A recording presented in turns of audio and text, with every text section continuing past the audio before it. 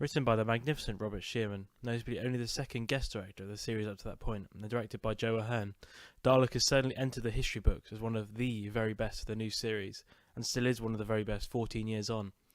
Here's my review, and a massive indication of why I love this episode so much. The Doctor and Rose arrive underneath Salt Lake City, Utah in 2012, populated by extraterrestrial relics scavenged by creepy billionaire collector Henry Van Statten.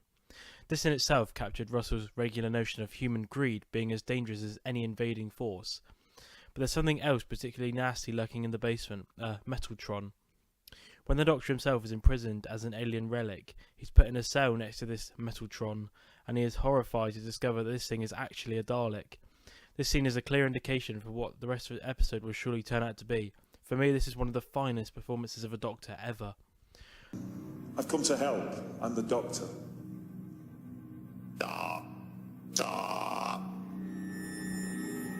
Impossible. The Doctor! Exterminate! Exterminate! Exterminate! Sir, it's gonna kill him. It's talking. Enemy of the Daleks! You must be destroyed!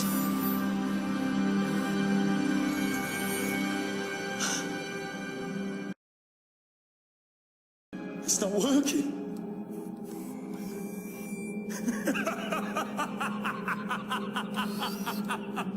Fantastic!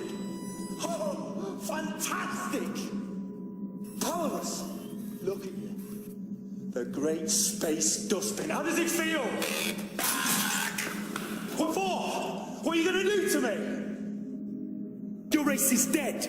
You all burn, all of you. 10 million ships on fire. The entire Dalek race wiped out in 1 second. You lie! I watched it happen. I made it happen! You destroyed us!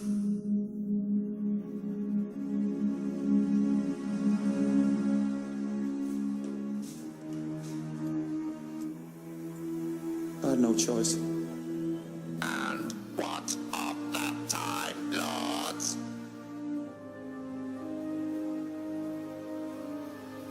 Dead.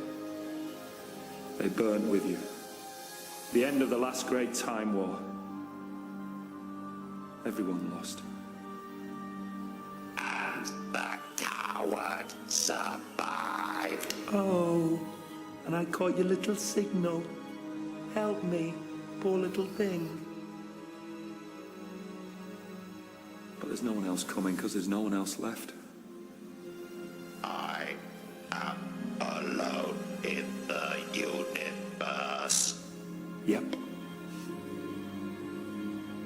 So are you. We are the same. We're not the same, I'm not...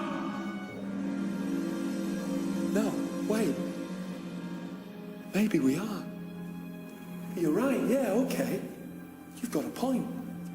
Because I know what to do. I know what should happen. I know what you deserve. Exterminate.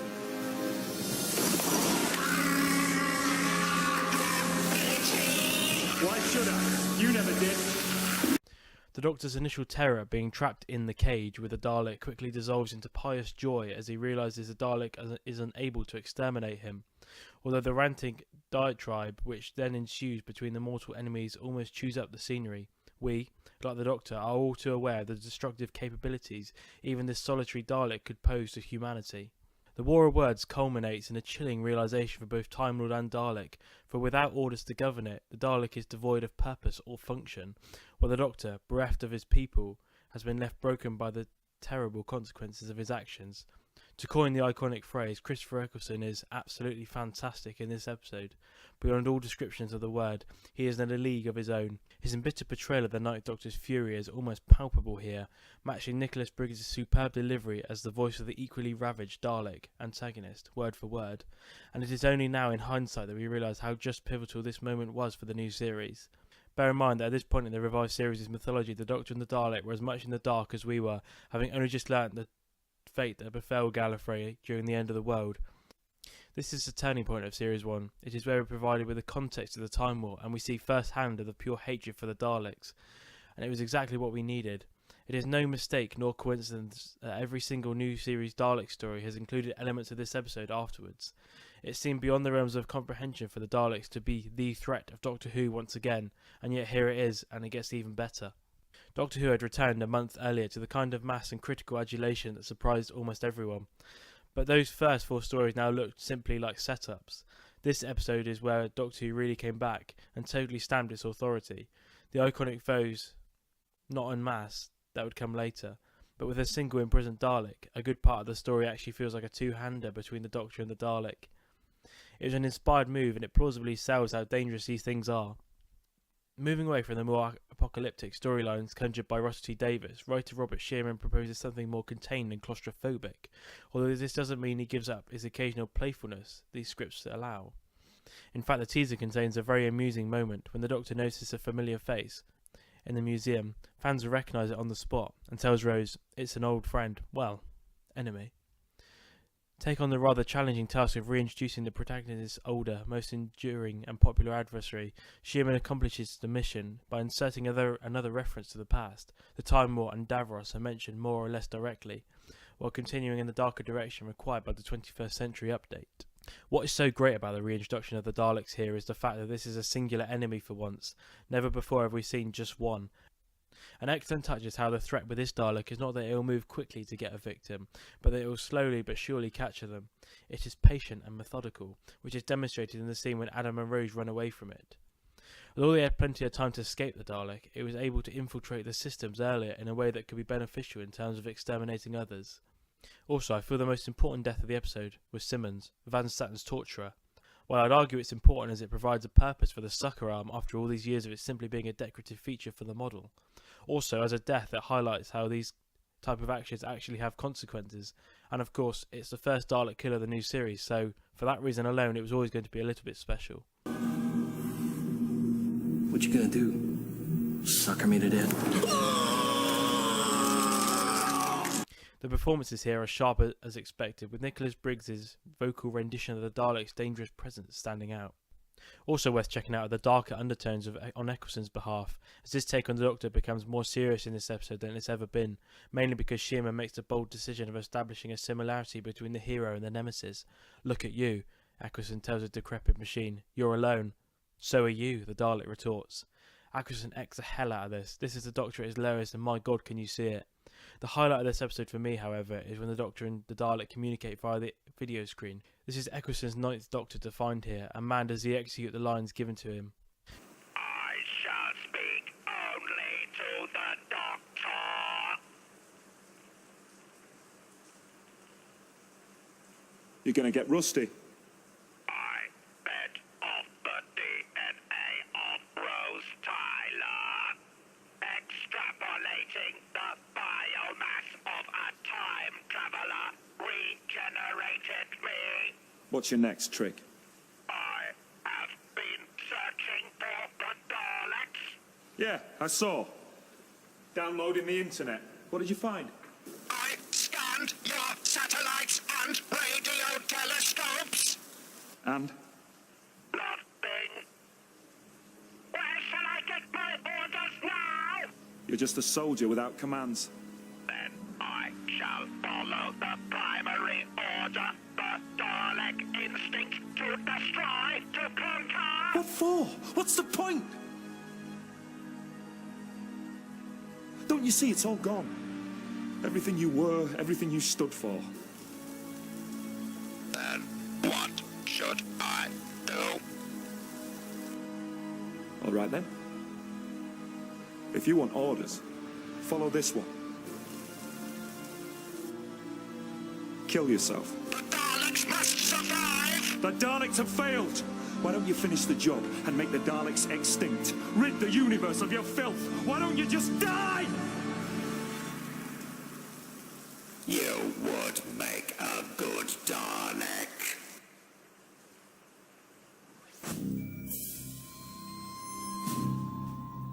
Credit 2 in this episode must go to composer Murray Gold, with arguably one of his finest music credits to date, and perfectly complements the on-screen action once again. By this stage in the series, we were really starting to see what Gold could do, and this episode is no exception. In terms of the Dalek redesign for the new series, the Gold is particularly effective, and so too is the battered version we see earlier in the episode. It totally remains true to the many variations of the design we saw in the classic series, while the newly updated Gold version was a breath of fresh air we so excellently needed. The fixtures and fittings also stay very true, with the plunger, gun and eye stalk remaining in their allotted positions, with the bumps and luminous lights for speech returning too. This is a Dalek, and although slightly revamped, it is still evocative of the Daleks we know and love from the classic series. Another design element that I thought was excellent, not only from a design point of view but from a directorial one also, was when we adopt the Dalek's perspective through a really clever blue visualizer. This was so effective that it has been brought back several times throughout the revived series, but here in its conception is where it's so effective, especially being between the confrontation between the Doctor and the Dalek earlier in the episode. Here I am just hoping we get a shot like that for Jodie Whittaker's 13th Doctor when she eventually comes up against the Daleks. Hopefully very soon. However, two characters to me that are particularly average are Henry Van Statten and Adam Mitchell. While simply they are both there to serve a function, they are still just very average. With Van Statten, he is the obnoxious American business owner and is written for that specific role and plays it out sufficiently. However, with Adam Mitchell it becomes a bit trickier. Whilst in this episode he does not become as repetitive and annoying as he does in the next, he is simply only there to serve a particular purpose, company for Rose. While the Doctor and of course the titular Dalek battle it out, Rose is left without company. In steps Adam, the boring, bland and frankly forgettable character that somehow gets another adventure. Overall, this episode is one of the most concisely written pieces of not just Doctor Who but of television I have ever experienced, and the fact that this was a single Dalek, totally outnumbered but yet could cause that much chaos and destruction, was sheer genius, and it's an extremely neatly way to set up what is to come later on in the series. Rob Shearman achieved what seemed to be the impossible, make the Daleks threatening once again, add to that making it accessible for a totally new generation of kids experiencing the creature for the very first time. That was me. This was the first Dalek story I'd ever experienced, and it hooked me. If it wasn't for this, then the Daleks might never have returned, to the detriment of the programme. This was brilliantly directed by Joe Ahern, brilliantly written by Rob Shearman. This episode also features a critical juncture in the relationship between the Doctor and Rose, reaffirming the vital role which the companion plays in the series, and for that it works tenfold. Indeed, a crucial aspect is that an audience member might even begin to feel sympathy towards this killing machine, and the way in which Rob Shearman is able to do that is simply genius. I really do hope he returns to write for the series in some capacity in the future, and I look forward to listening to his Big Finish story Jubilee, which Dalek is adapted from. If I was to be extremely nitpicky in terms of awarding this episode a score, then the only grating element of this for me is the introduction of Adam Mitchell. Why on earth they needed him in this will always remain alien to me. However, to say it achieved a lot is the largest of understatements, and believe me, I could praise this all day long. That is why I'm awarding this episode a magnificent 9.5 out of 10.